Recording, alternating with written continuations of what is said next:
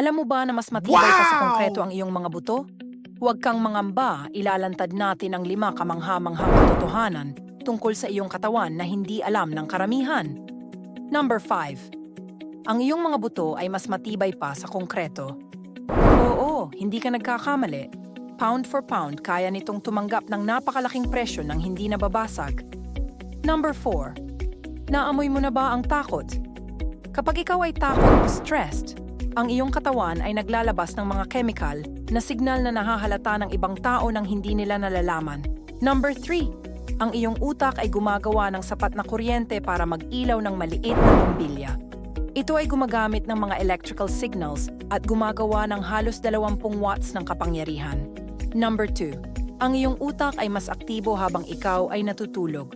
Sa gabi, pinoproseso nito ang iyong mga alaala. Inaayos ang mga koneksyon at nililinis ang mga basura sa utak. At number 1, buwan ng buwanan, nagkakaroon ka ng bagong balat. Ang iyong balat ay patuloy na nagpapalitan ng lumang mga selula sa bago, kaya ang balat na mayroon ka ngayon ay wala pa 1 buwan ang nakalipas.